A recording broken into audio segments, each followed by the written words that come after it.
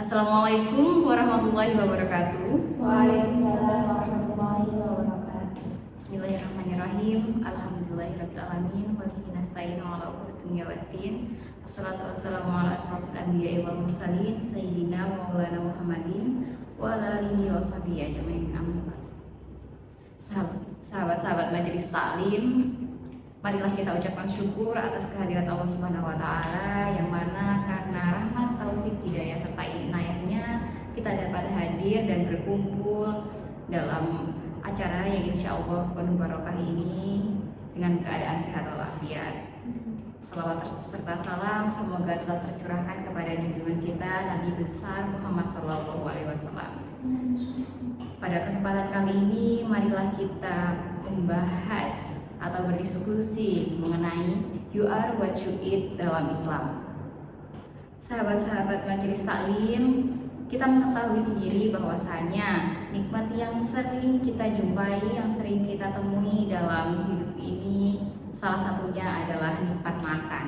Konsep you are what you eat sendiri ini sebenarnya berasal dari Yunani, dari filsuf Yunani yakni Hippocrates. Dikarenakan ia mengambil kesimpulan dari pengamatannya di mana banyak orang yang jatuh sakit lantaran abai dengan pola makan.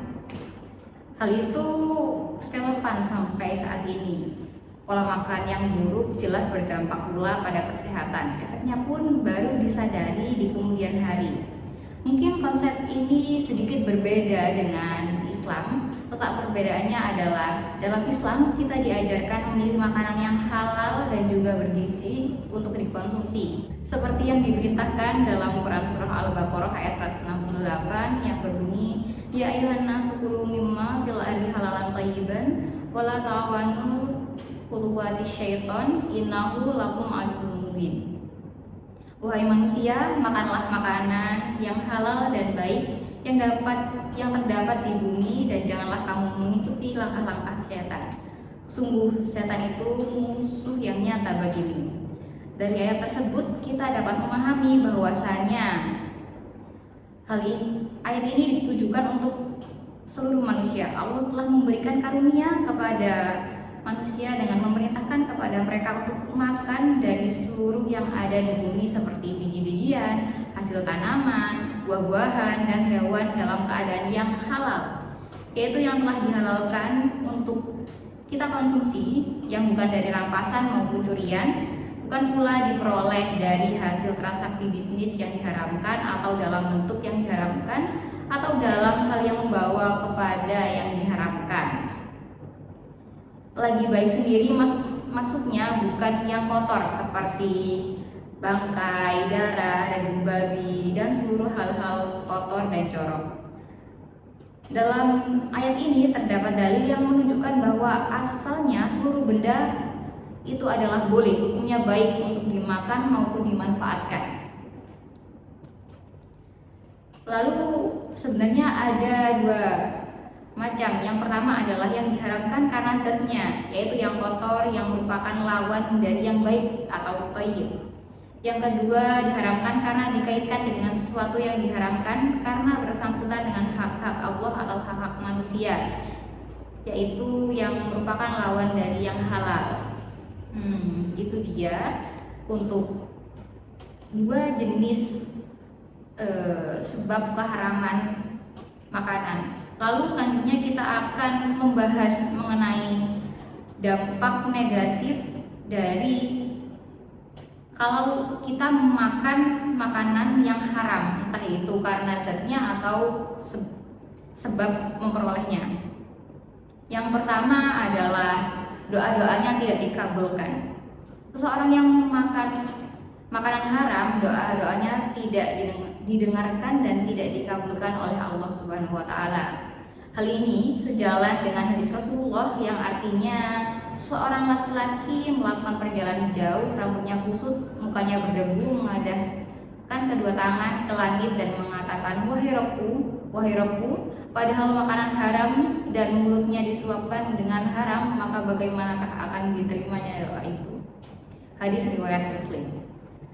Lalu untuk yang kedua adalah merusak hati dan akal. Makanan yang haram itu tentunya dapat mempengaruhi hati kita, mempengaruhi hati seseorang. Jika memakan makanan yang baik atau makanan yang halal, maka hati juga dapat menjadi lebih baik. Ini senada dengan konsep you are what you eat tadi ya.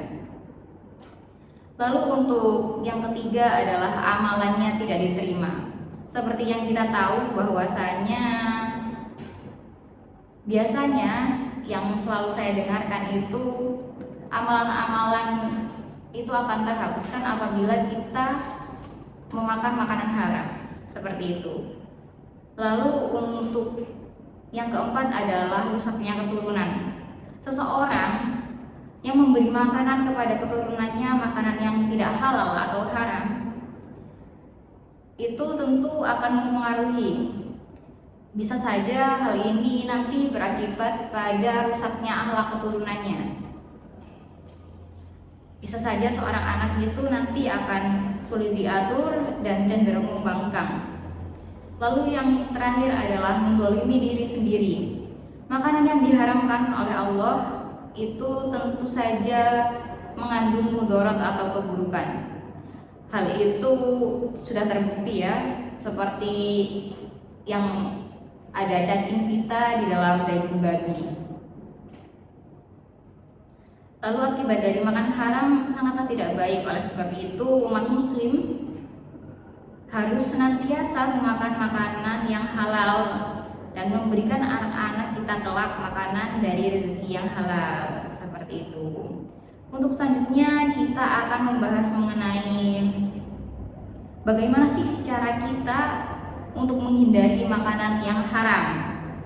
Untuk tips yang pertama yakni kita harus paham apa saja makanan dan minuman yang dilarang Allah untuk dikonsumsi. Lalu yang kedua adalah bertanya langsung tentang bahan-bahan yang digunakan.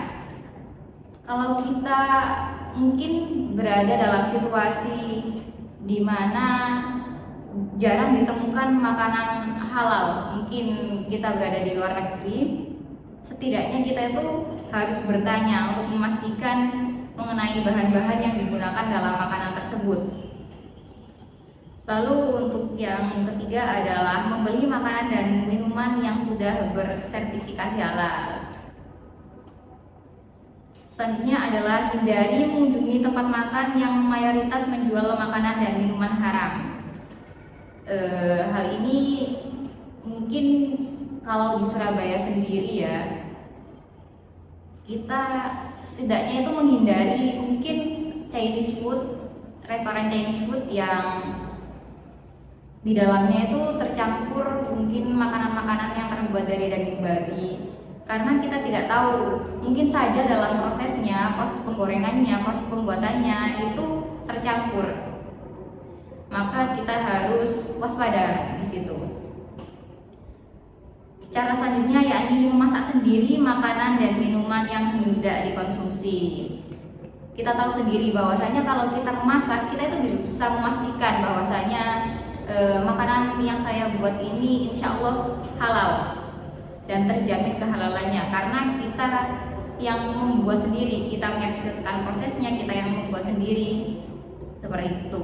Lalu yang terakhir adalah memastikan rezeki yang didapatkan itu halal. Ini kembali lagi ke aspek dua hal tadi ya.